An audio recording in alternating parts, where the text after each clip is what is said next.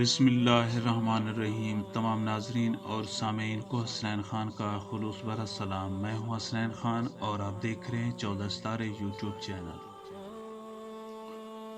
پیارے دوستوں، کسی ملک میں ایک بادشاہ حکومت کیا کرتا تھا۔ وہ بہت انصاف پسند اور رحم دل تھا۔ اس کی رعایا بھی اسے پسند کرتی تھی۔ بادشاہ کی کوئی اولاد نہ تھی اور بادشاہ کی رانی خوبصورت تو تھی مگر کم عقلی میں اپنی مثال آپ تھی۔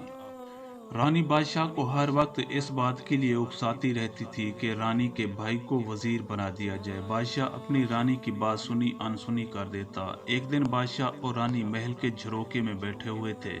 محل سے دور ایک بستی میں شادیانے بج رہے تھے کہ جیسے کسی کی بارات آئی ہو۔ رانی نے بادشاہ سے پھر اپنے بھائی کو وزیر بنانے کی بات چھیڑ دی اور ضد کرنے لگی کہ اس کے بھائی کو وزیر بنا دیا جائے۔ بادشاہ بڑے تحمل سے اپنی بیوی کی بات سنتا رہا اور پھر کہا کہ اچھا، اپنے بھائی کو بلاؤ۔ رانی خوش ہو گئی کہ بادشاہ اب اس کے بھائی کو وزیر بنا دے گا۔ اس نے خادمہ کو کہا کہ جلدی سے اس کے بھائی کو بلایا جائے۔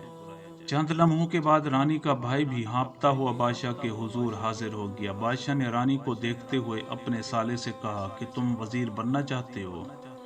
سالے نے کہا کہ ہاں۔ بادشاہ نے کہا کہ جاؤ پتہ کر کے آؤ کہ سامنے والی بستی میں شادیانے کیوں بج رہے ہیں۔ سالہ خوشی خوشی بستی کی جانب بھاگا اور کچھ دیر کے بعد بھاگتا ہوا واپس آیا اور کہا کہ یہ شادیانے کسی کی بارات میں بج رہے ہیں۔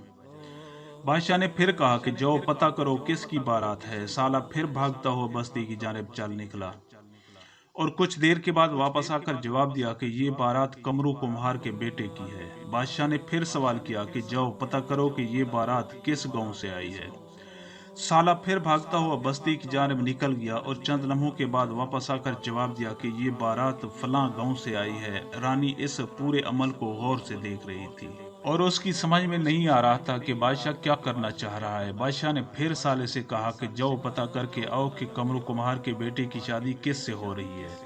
سالہ اب اس عمل سے تھک چکا تھا مگر وزیر بننے کے لالچ میں دوبارہ بستی کی جانب نکل پڑا اور کچھ دیر کے بعد واپس آ کر جواب دیا کہ یہ بارات رشید کمہار کے گھر آئی ہے۔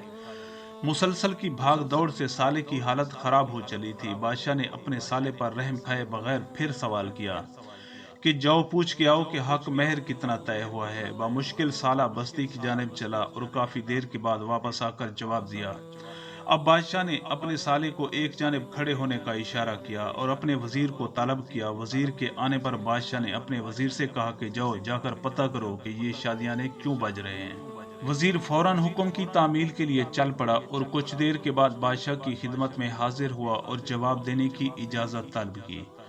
اجازت ملنے پر وزیر نے بتایا کہ یہ شادیانے کمرو کمہار کے بیٹے کی بارات کے ہیں جو فلاں گاؤں سے آئے ہیں۔ کمرو کمہار کے بیٹے کی شادی رشید کمہار کی بیٹی سے ہو رہی ہے اور حق مہر اتنا ہے اور رشید نے اپنی بیٹی کو کیا جہیز دیا ہے۔ یہ بارات آج ہی واپس جائے گی۔ رشید کمہار بارات کی تواضع گڑ کے چاول اور اصلی گھی سے کرنے والا ہے۔ وزیر کا جواب سن کر بادشاہ نے اپنی رانی کی جانب دیکھا۔ رانی بہت شرمندہ ہوئی اور آئندہ کبھی اپنے بھائی کو وزیر بنانے کی ضد نہیں کی۔ کسی طاقتور کی رشتہ داری کا یہ مطلب نہیں کہ آپ ہر عہدے کے لیے اہل ہیں اور اہل افراد ہی ملک کا نظام بہترین طریقے سے چلا سکتے ہیں۔ پیارے دوستوں، ہم امید کرتے ہیں کہ آپ کو ہماری یہ ویڈیو اچھی لگی ہو۔ اگر آپ کو ہماری یہ ویڈیو اچھی لگے تو پلیز آپ ہمارے چینل کو سبسکرائب اور اس ویڈیو کو لائک ضرور کیجیے۔